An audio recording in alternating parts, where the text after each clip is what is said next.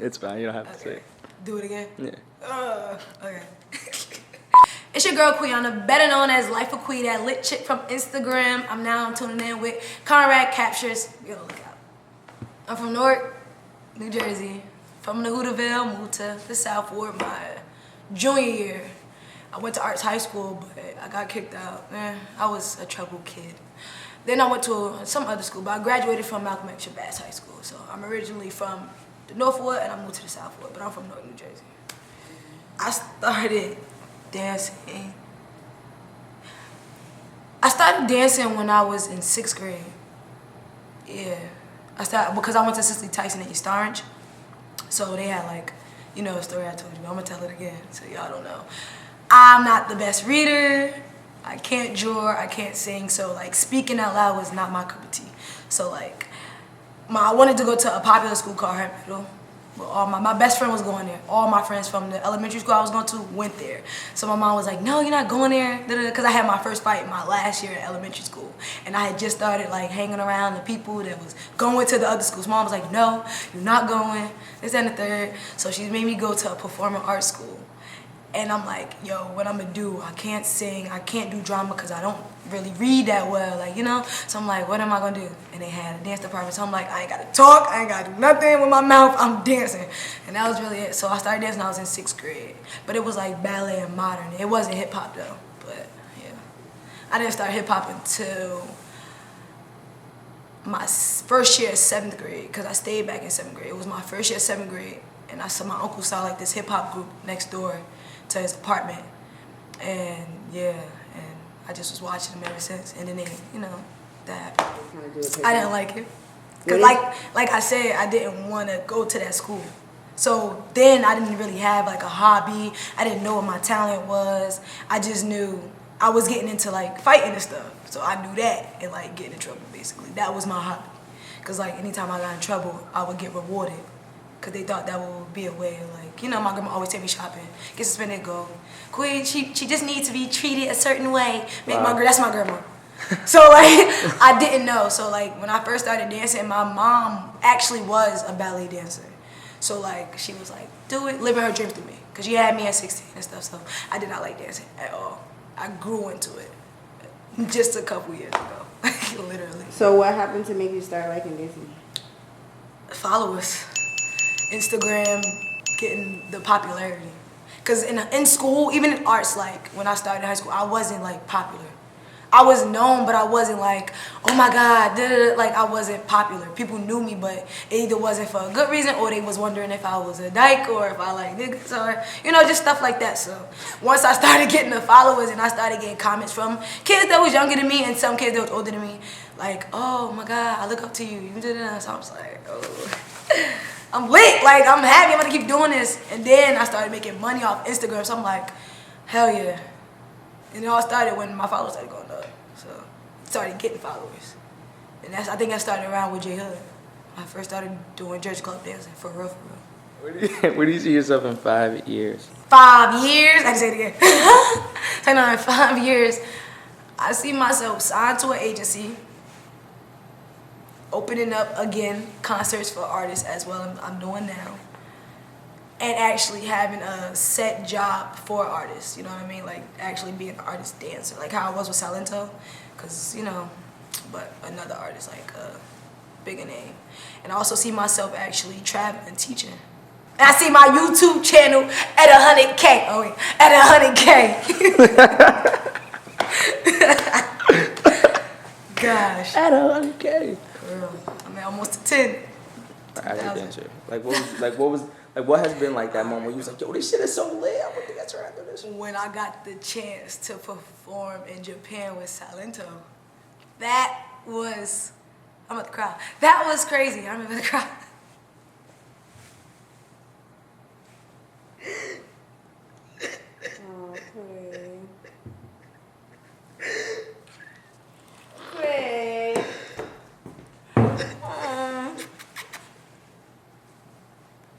God is gonna do great things for you, girl. This is only the beginning. This is real. That's why. Like when you see how much hard work you put into something and the results you get when you trust yourself, Like that's the response Oh that the my universe God, I feel like a gives you. bitch. It's fine. Remember when I was trying? And I was like, I feel like a fucking bitch. For real. Like, Oh that's how my I feel. God. Oh, for my eye about to be red as hell. It's fine. It's a good thing though. I need some tissue. Yeah, what about you? I don't even know. And I already know y'all gonna put this shit in the clip. That's all. I need some tissue. If I wasn't dancing, I don't think there is no if I wasn't dancing. Well, I feel like if I didn't go to the school that my mom wanted me to go to, honestly, I don't know. You know, so you never know what your life would have been if you didn't take certain steps. So if I did go to the school and I still didn't push dancing, I felt like I would be doing something with kids. I don't know what it would have been though. It would have had something to do with kids because like I just love kids. I know infants like 7, 8, working with them. I feel like kids gravitate to me because I'm not too much older than them. I still understand. But when I got older, I probably wouldn't be working with kids because they going to treat me like I'm an old person. So yeah. But right now, if I wasn't dancing where I'm at now, like the age I am now, I would still be working with kids. Something. And I'd probably be working a regular job, you know. Reality kicks in, you know. I wouldn't be living in the clouds. Why not? Come on, Kanye. I can't answer these questions. I don't think like you. My mom said, you know, I'm still a little bit on earth while you still where the real world is at. I'm still with the white people. They mess up our mind. I'm still down there a little bit. You and Kanye is on a platform where other people can't relate. And I'm trying to get TikTok is a different mindset that I haven't developed. Is it true? Come on. It is. I know. It's sometimes it's great, sometimes it's not. Cause it's like me. Like I'm still like how I was when I was younger. Like I matured, but like personality wise, I'm still the same way I was. So me, I'm just like, I'm not changing for nobody unless it's a positive way. But sometimes I feel like when it comes to being a role model for a kid, your personality and your mindset all gotta be clean and you can't make mistakes because they're always watching and following and trying to be like you and just stuff like that. And me, I'm the type of person is I'm gonna live me, I'm gonna make mistakes, I'm gonna learn from my mistakes. So I'm not trying to sit here and always try to be perfect and try to make sure these kids follow the right steps. I want them to see who I am and I'm gonna tell you the mistakes I made. Like you always gotta be perfect and I'm not perfect. If you could give yourself advice when you were a freshman in high school, just coming through the doors and all these things happening, you know, with your application, you know, being thrown away and, you know, certain people not wanting you to dance, what advice would you give yourself? I would tell myself to believe in you and be way more confident. I felt like when I was younger, when my freshman year, I had so much low self-esteem because of myself.